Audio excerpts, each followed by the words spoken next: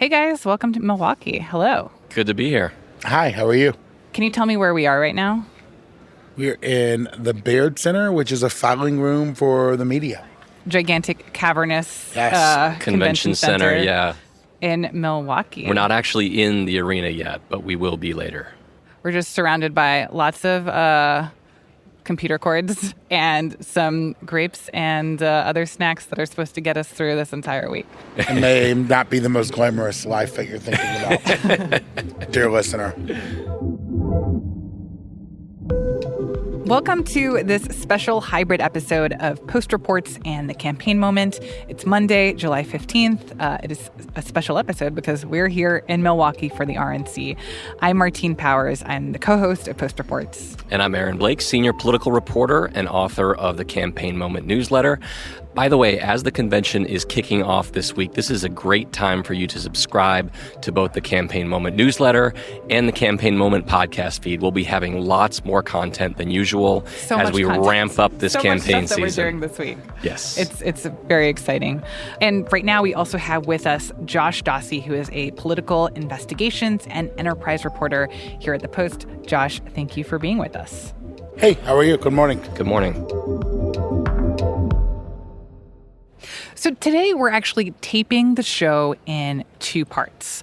The three of us are here this morning just before noon to talk about some of the latest huge news from over the weekend, the assassination attempt against Donald Trump. So we're going to talk about what that means for the campaign ahead, but we're also going to be talking about another huge story that dropped Monday morning involving Trump's legal cases, specifically his classified documents case being dismissed by the judge in Florida. Mm-hmm. So that's what we're talking about now. Then later in the afternoon, Aaron and I are going to be coming back to unpack what we are expecting is going to be a big announcement about Trump's vice presidential pick.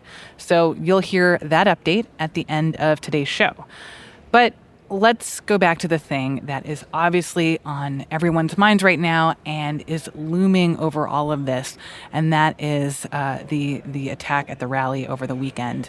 Today, federal authorities are continuing to investigate the shooting. They're still trying to understand what motivated 20-year-old Thomas Matthew Crooks to open fire at the former president. We're hearing more about the victims in the shooting, including Corey Comparator, the firefighter and father who was killed at that rally. And we're also hearing more about Trump himself and how he is responding to this and taking this all in. Josh, you talk a lot to people in Trump's circle. What is your sense of how Trump is feeling right now in the days after this attempt on his life? Yeah, I mean, I think obviously, like the rest of the world, he was totally stunned.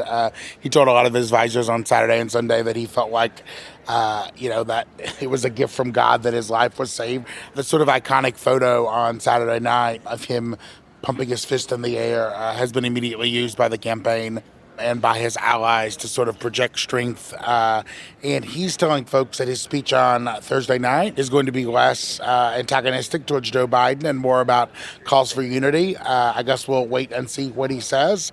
We've heard unity before from Trump, and sometimes those calls don't last so long, but they might here. So I think what he's telling folks is that he wants them to dial down their speeches at the convention, that he wants the convention to be about unity. That's a word he's used repeatedly in conversations with people around him. So I guess we'll see what he says. Aaron, what is on your mind when it comes to this investigation and what we're still trying to understand here?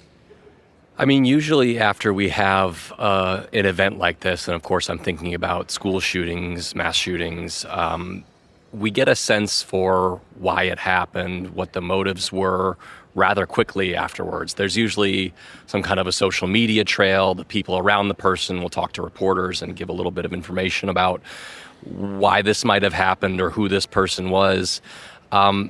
The shooter here seems to be more of a black box than we're generally used to. There's not a huge social media trail. There's basically only a couple pieces of information that we've been able to kind of parse so far. One is that he's a registered Republican. Another is that a few years ago he gave a $15 donation to a progressive group. But all the other reporting suggests that not many people, certainly saw this coming or really understood what motivated him. And so I think that's really the big question right now is like, The motive is not always the most important thing, but we always want to know why these things happen, what might have contributed to this. And at least right now, there's just not a whole lot of information on this.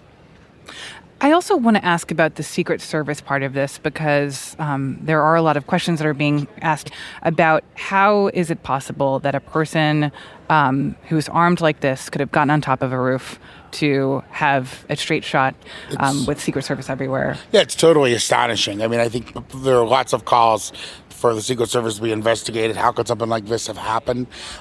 What happened was the shooter was on top of a building that was not part of a secure perimeter around, which means the Secret Service did not have control of the area. But why a facility that close with a square shot to the stage was not part of a secure perimeter, I think is a question. Also, there were folks in the crowd who said they saw the guy. How that did not get communicated, I think is a question. Why there were not more Secret Service personnel firing back and watching.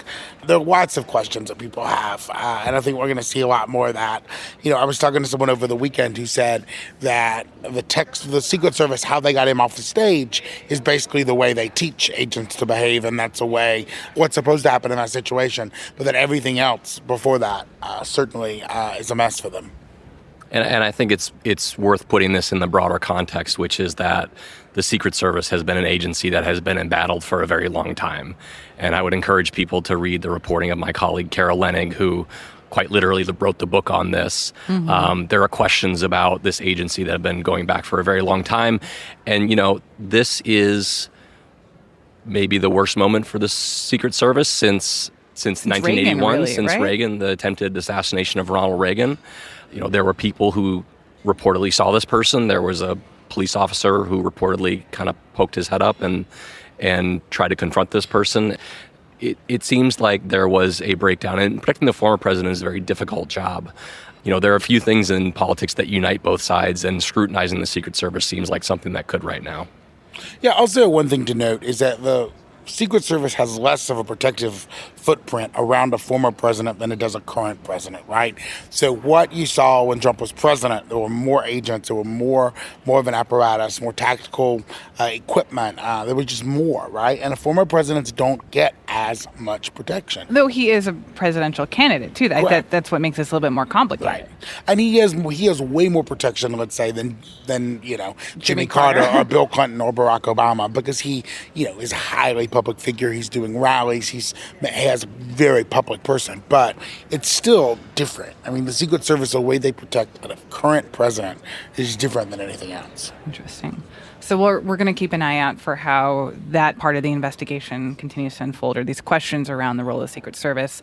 But I also want to talk for a second about some of the misinformation and disinformation that we're starting to see come up. Our colleagues are reporting that right after the event, many people online were claiming that this was a so-called false flag operation, and basically that Trump's own camp might have faked the shooting. On the other hand, some people were sharing that Democrats were behind this incident, that they were responsible for it somehow. And we talked in Post reports over the weekend about how the media has been blamed for some of this. Can you guys just talk a little bit about what the concerns are here of how this is playing out and the opportunity here for inaccurate information to get out to the public? I mean, I think a lot of players have been fairly responsible. I mean, I think you've seen politicians on both sides of the aisle come out and call for the temperature to be taken down. Mike Johnson did it. The Speaker, I think the Democrats have done it obviously as well. But there are bad actors in the situation. And what's different about the current moment we live in than I think in previous places, when was Reagan shot in 1981? I mean, we've had assassinations and attempted assassinations on presidents and political figures in this country for a long time. It's just everyone has a microphone now, right? I mean, everyone can say whatever they want, and they can just post it online immediately, and it can ricochet around. There's no guardrails of any kind, and I think that's why, we all have to be sort of smart consumers of news and only read trusted sources and verify what we know, because there is so much bad stuff out there. Yeah, I think it's fair to say that we've always had a conspiratorial bent in this country. There's always been these conspiracy theories that have bubbled beneath the surface. I think part of it is certainly the prevalence of social media, and there has been a move in social media away from censoring, people who put things out there that may or may not be true. certainly. So you see these things proliferate a lot more quickly, and there's not as much kind of a check on those. You see in the days since then manipulated photos of the agents who are taking Trump off the stage smiling. They weren't actually smiling. You see photos of Trump smiling. He wasn't actually smiling. And these are not small-time accounts who are promoting these. These are accounts with hundreds of thousands of followers. These are people who are leaving these things up after they're debunked. I think this is also a situation that is kind of uniquely prone to misinformation and overanalysis and kind of this polarizing, shifting, views of reality. I'm thinking back, of course, to the Zapruder film, John F. Kennedy, when he was assassinated. People will parse that in all kinds of different ways. We have a video of this thing happening, and people can look for like little things that confirm their viewpoint and like what might have actually happened here. Yeah. Then there's a bunch of different perspectives that people can analyze and point to things that kind of push things in a certain direction, and it's just kind of a gathering storm of misinformation. Yeah. Well, I want to go back to what you said, Josh, about the calls right now for the collective temperature to be taken down in our political rhetoric. And a lot of those calls are coming from Trump himself and people who are close with Trump. Are we going to see Trump kind of take on this more? And look, you already saw on Truth Social this morning, Trump was attacking prosecutors again and the cases and going after the cases. I mean, he's a fighter at his core, right? I don't necessarily see him running a kumbaya campaign long term, nor do I think the Democrats will. I mean, the Democrats are already discussing when they can put their, ads and messages back on air. I mean, I think you'll see them out going after Trump again within a couple days. Maybe it will be a little lower for a little bit, but I don't think we are in for like a roses and happy talk campaign. Yeah, and I think that the Trump social media post this morning was a kind of a telling moment. The calls for unity are calls for a very specific type of unity. In Trump's opinion, that is dismissing these cases against him and basically kind of the other side giving in. Meanwhile, we see on the Democratic side a lot of discussion about like, do they continue to talk about how Trump is a threat to democracy and things like this? There is not a kind of a setup that is conducive to a unity that is going to be agreed upon by both sides. Both sides want a certain kind of unity, but it's not what the other side wants. And so that just makes it an untenable détente that's not going to last for very long. And I want to talk for a second about one legal case specifically. We saw news of that this morning. The Florida case, the classified documents case against Trump that has now been dismissed by the judge. Can you guys talk to me about like what happened here? Like how is this case dismissed? Well, she in a somewhat puzzling ruling by all legal experts, she ruled Judge Eileen Cannon in Florida that the special counsel was unconstitutional. The appointment was not constitutional. It will certainly be appealed. I don't think we've heard the end of his case yet, but it's a huge win for the former president. I mean, it means, and it probably was already going to mean this, to be frank, but that case is never going to see the light of day before the election. It looks like the J6 case in Washington, because of timing, is not going to see the light of day before the election. The Georgia case isn't going to come before the election.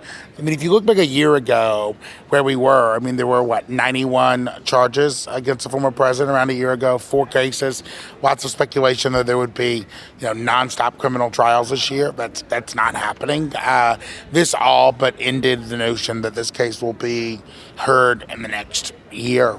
But they still haven't even started any of the, procedural fights over what classified evidence they can use, all sorts of logistical, hurdles to get through. But it was a huge win for the former president by all accounts. I mean, I think even he was sort of surprised the case got thrown out entirely. That was not an outcome even his lawyers thought was going to happen at this point.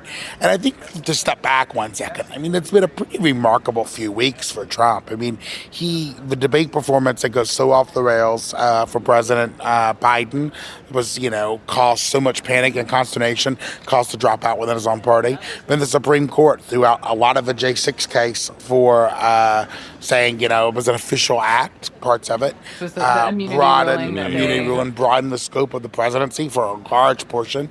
And obviously, the horrific shooting on Saturday where, a gunman almost kills a former president. I mean, I think by all accounts, He was an inch or two from killing him. Thankfully, that did not happen.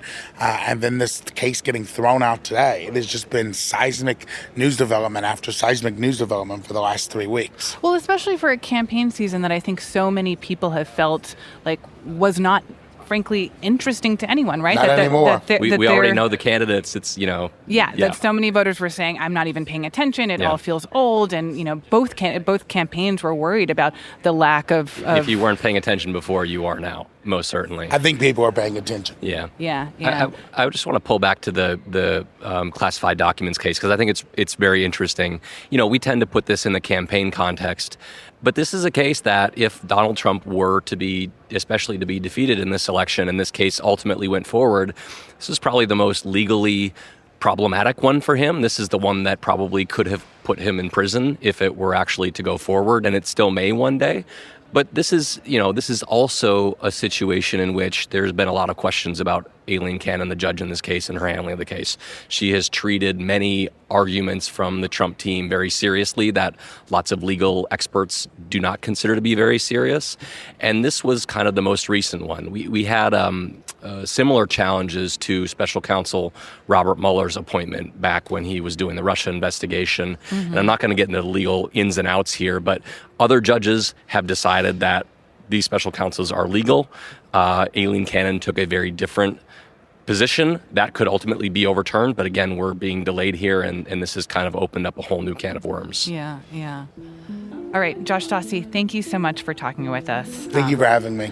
You are now released, and then after the break, Aaron and I are going to talk about a big announcement from today that we have been waiting for quite a while. Who is Donald Trump's running mate? We'll be right back.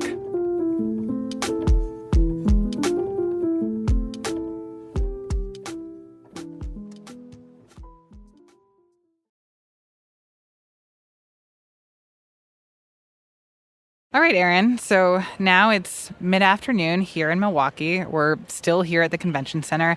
And a few minutes ago, this happened on the floor of the Republican National Convention. Ladies and gentlemen, it is now time for us to determine our nominee for the office of Vice President of the United States, Senator J.D. Vance. So, J.D. Vance. Senator J.D. Vance of Ohio is Trump's VP pick. I have to say, I was really surprised by this. I was not expecting it. But Aaron, it sounds like you were. This makes sense to you. I mean, in the larger context of the process, the idea that it would land on J.D. Vance one day, I think, if you had said this a year ago, it would be surprising. I think as this process went on, it became clear that he was certainly one of the finalists and that he made a lot of sense for Trump for a variety of reasons. And what are those reasons? I think it's a pick that is geared towards what happens after the election. When Trump is inaugurated, he serves another term. The big issue that Trump obviously had with the person who is no longer his running mate, Mike Pence, was that Mike Pence said all the right things and did all the right things for 4 years. And then ultimately, the loyalty wasn't there. At the very end, when the rubber hit the road, Mike Pence didn't do what Trump wanted him to. And so I think with this pick, Trump is going with somebody who understands what Trump's movement is really about, has really geared his political career towards it, and Trump will feel confident that this man will kind of help him govern in a way that is much more MAGA than Mike Pence, and will go along with the things he wants to do. And so I view this as being a pick that's not geared so much towards the campaign, it's geared towards Trump's eventual presidency. And so the fact that it's geared towards that is interesting in and of itself, certainly. That he's feeling confident, and he's like, this isn't about getting me elected. This is about who I want to be I think spending a lot of time with after I become president again. There was always a sense that Trump would value loyalty in this pick because of what happened with Pence and because Trump generally just values loyalty very highly. From all the people around him. Yeah, but you don't get to demand that loyalty and actually be president unless you win. And so to the extent Trump felt that things were dicey and he needed electoral help, maybe he goes with somebody else. I think this pick is a reflection, perhaps, that he feels good about his electoral chances in this race, and he can pick somebody who maybe doesn't have that broad appeal. But as you alluded to, Vance as the loyalty pick is so surprising when you think about the trajectory of where Vance came from. And I think a lot of people know this story, but now that he's the VP pick, I think it's worth reminding people of this is a person who started out writing this book, this memoir, Hillbilly Elegy, that I think a lot of liberals in 2016 thought was a guide to understanding, why Trump voters were supporting Trump.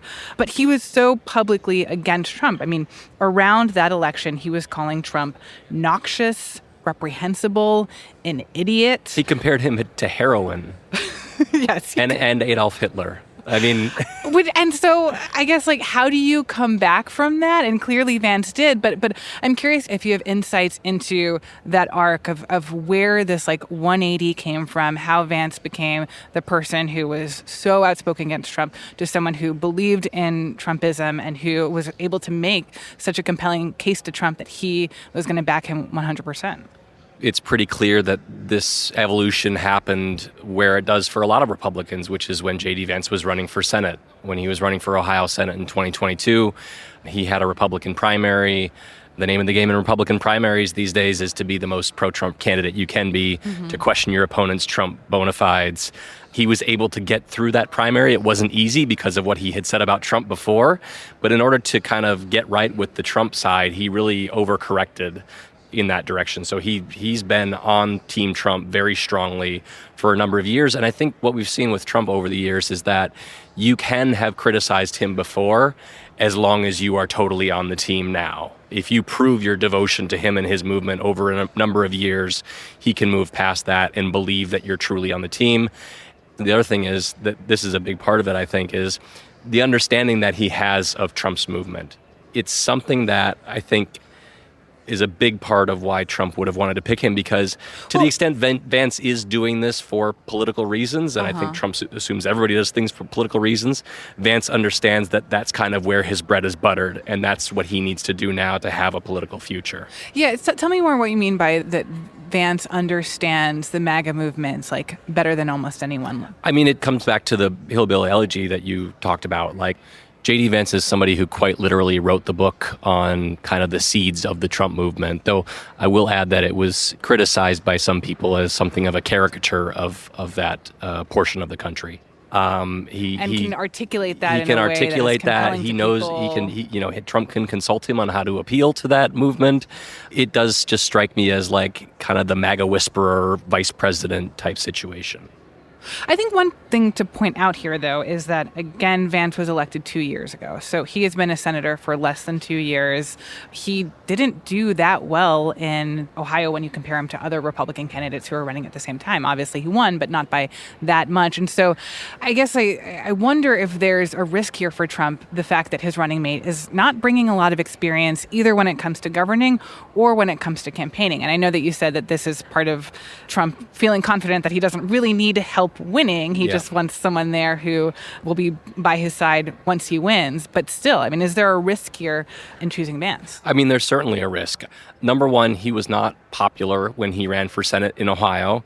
He was lumped in with a lot of these other Trump-aligned candidates in 2022 who looked like they were jeopardizing some very winnable seats. Now, Vance ultimately won, but a lot of that is because Ohio is now a red-leaning state, and that was enough to get him over the line. He way underperformed every other Republican on the statewide ballot in Ohio.